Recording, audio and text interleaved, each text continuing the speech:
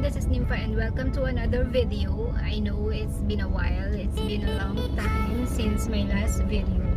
Sorry naman because this girl is so busy with my life, you know.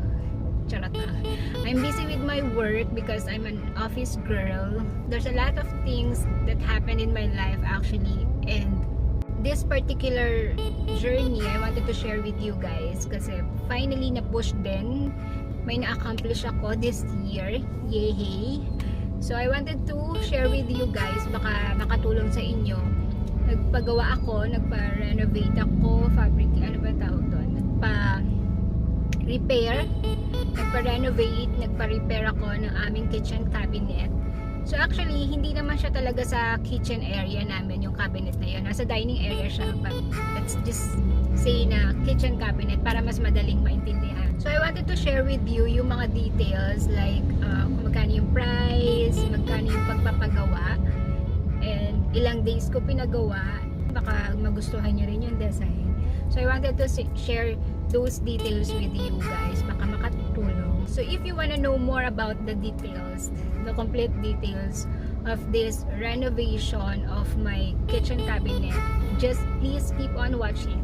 But before anything else, before we proceed on that video, please don't forget to subscribe to my channel and please click that notification button para ma-notify ka if ever may mga bago akong videos like this one. Let's go! So let's start. May katabi ako, so kung nakita niyo yung kamay niya, syempre may driver ako. Charot. May nagda-drive. Say hi to the camera. Bakit ayaw mo mag-hi? Okay. So kung napapansin nyo, nasa kotse po ako kasi sabi ko kanina wala akong time mag video. So ipapakita ko sa inyo yung video na existing cabinet namin. So itong video na to, ito yung existing cabinet namin for 10 years na yata. And yung material niya, I think this is aluminum, basta hindi siya wood. So nung nag-start kami na tumira dito sa bahay, yan na yung existing na na pinto niya nung cabinet. And then yung sa loob niya, walang laman yan, walang anything, walang shelves. So pinalagyan namin ng shelves na wood. But then again, after a few years, inanay siya. So kaya nag-decide kami na ipa-renovate siya. So paano ako nag-come up sa design na yan? Yung napili kong design is this one. Ito yung color na gusto ko. Tapos, pinakita ko lang siya sa applicator. So yung tao na nakuha ko para gumawa ng cabinet namin is within the area din ng sa subdivision namin. Doon lang siya sa area para hindi masyadong mahal. Meron silang shop sa palengke namin. And then, nung nakausap ko yung fabricator, nakita ko sa kanya yung design, kung ano yung gusto kong design, ano yung color.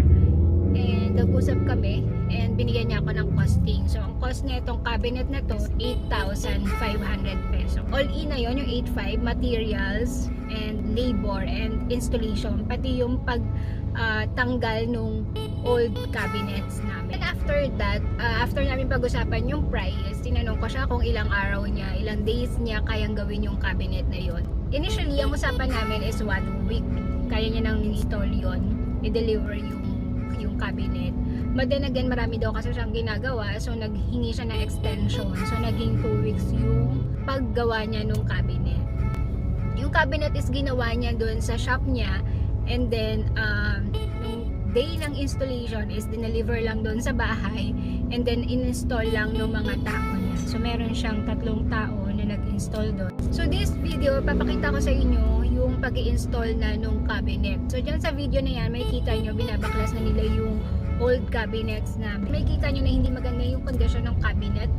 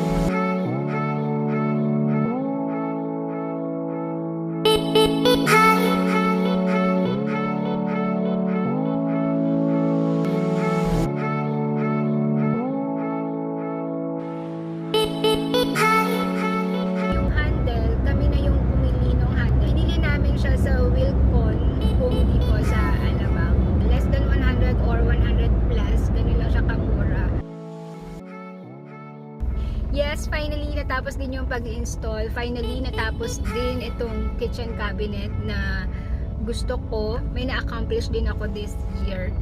Unang-una pa lang yan kasi actually pinaplano din namin na ipa-renovate yung kitchen namin. Yung dirty kitchen namin, gagawin namin clean kitchen. Charot. Soon, i-share ko rin sa inyo yung journey dyan sa plan namin na ipa-renovate yung kitchen namin.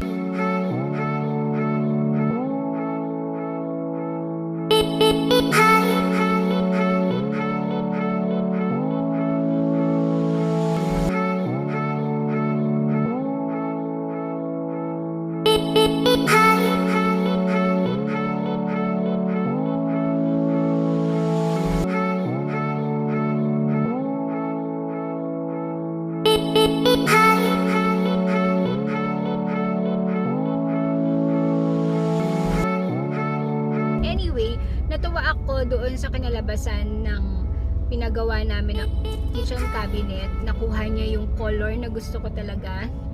Kung ano yung sinabi ko doon sa fabricator, nagawa naman niya yung color, nakuha niya yung color, and yung design and materials, maganda siya. Pulidong pulido yung pagkakapintura niya doon sa cabinet. So 10 points sa'yo, kuya. Charot.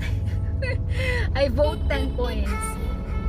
So highly recommended yung fabricator na yon. If you wanna know kung sino siya and kung saan namin siya pinagawa, just message me. Pwede ko rin naman i-share sa inyo, guys. So kung taga Cavite kayo, pwede nyo silang kuhanin. So far, I'm happy naman dun sa 8,500 na binayaran ko for that kitchen cabinet. I don't care kung mahal yung 8,500. I'm not sure din kung mahal yun. Pero nasatisfy naman ako. Nagandahan naman ako dun sa cabinet na yun. So that's it, guys. Finally, natapos din tong kitchen cabinet renovation namin. And finally, may na-accomplish din ako this year.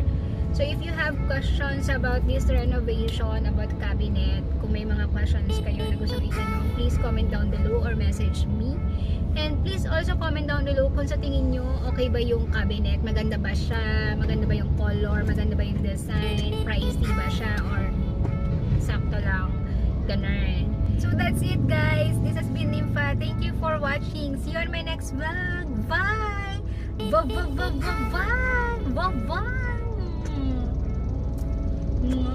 Bye! Bye! Bye!